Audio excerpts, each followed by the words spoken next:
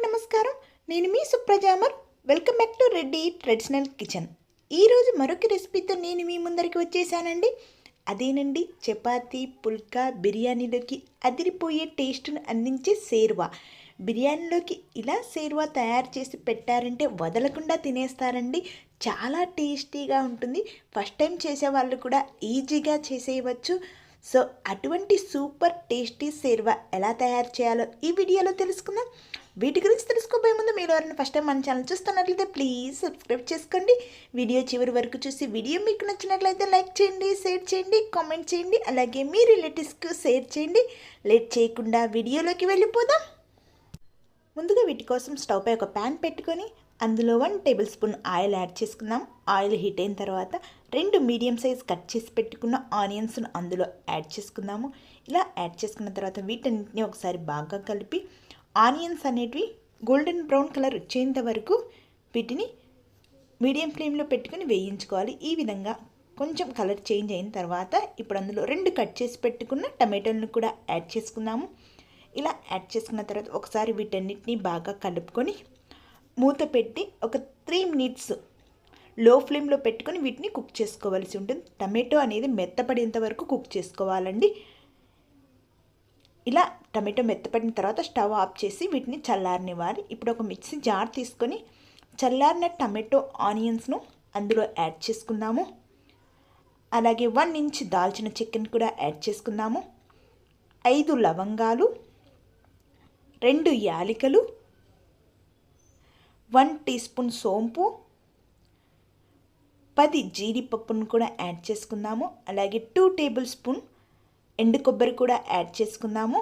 ఇలా యాడ్ చేసుకున్న తర్వాత ఇప్పుడు కొంచెం వాటర్ యాడ్ చేసి వీటిని మెత్తగా గ్రైండ్ చేసుకోవాల్సి ఉంటుంది. ఈ విధంగా మెత్తగా పేస్ట్ మాదిరిగా తయారు చేసుకొని పక్కన పెట్టుకోవాలి. ఇప్పుడు స్టవ్ పై మరొక ప్యాన్ పెట్టుకొని అందులో 4 టేబుల్ స్పూన్ ఆయిల్ యాడ్ చేసుకుందాము. ఇక్కడ సేర్వాకు ఆయిల్ అనేది ఎక్కువనే పడుతుందండి. ఆయిల్ హీట్ అయిన తర్వాత ఇప్పుడు ఒకటి కట్ చేసి పెట్టుకున్న ఆనియన్ అందులో యాడ్ చేసుకొని ఒకసారి వీటన్నిటిని బాగా కలిపి ఆనియన్స్ అనేటివి మెత్తబడేంత వరకు వీటిని కుక్ చేసుకోవాల్సి ఉంటుంది. ఈ విధంగా ఆనియన్స్ అనేటివి మెత్తబడిన తర్వాత ఇప్పుడు అందులో 3 కట్ చేసి పెట్టుకున్న పచ్చిమిర్చిని కూడా యాడ్ చేసుకుందాము.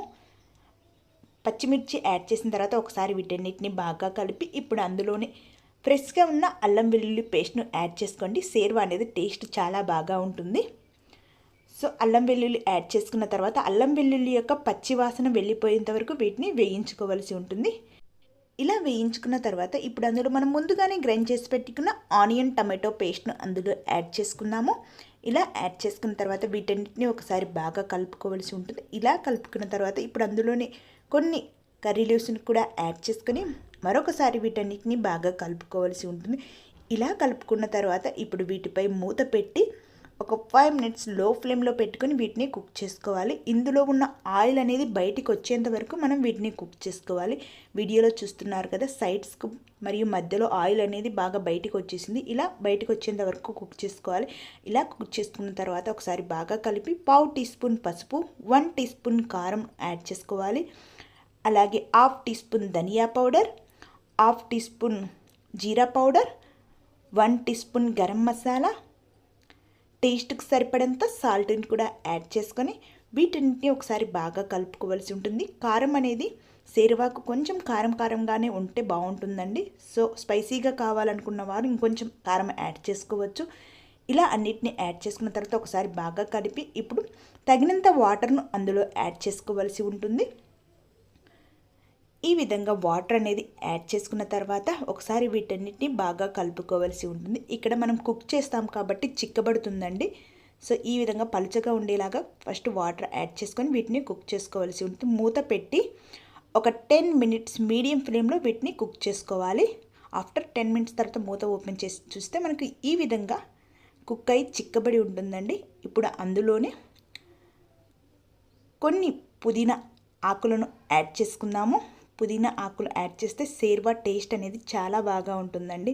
అలాగే తరిగి పెట్టుకున్న కొత్తిమీరని కూడా యాడ్ చేసుకుందాము. ఇలా యాడ్ చేసిన తర్వాత ఒకసారి వీటన్నిటిని బాగా కలుపుకోవలసి ఉంటుంది. ఇలా కలిపిన తర్వాత మూత పెట్టి లో ఫ్లేమ్లో మరొక 5 మినిట్స్ వీటిని బాగా కుక్ చేసుకోవాలి. ఆఫ్టర్ 5 మినిట్స్ తర్వాత మూత ఓపెన్ చేసి చూస్తే మనకు సేర్వా అనేది బాగా కుక్కై చిక్కబడి ఉంటుందండి. ఇలా చిక్కబడిన తర్వాత వీటిని సర్వ్ చేసుకుంటే ఎంతో టేస్టీగా ఉండే సేర్వా అనేది రెడీ అయినట్లండి. ఇది చపాతీ, పుల్కా, బిర్యానీలోకి సూపర్ టేస్టీగా ఉంటుంది. చాలా సింపుల్గా తయారు చేయవచ్చు. వీలైతే ఒక్కసారి ఇంటి దగ్గర ఈ విధంగా ట్రై చేయండి. మీకు ఈ వీడియో నచ్చినట్లయితే లైక్ చేయండి, షేర్ చేయండి, కామెంట్ చేయండి, అలాగే మీ రిలేటివ్స్కి షేర్ చేయండి.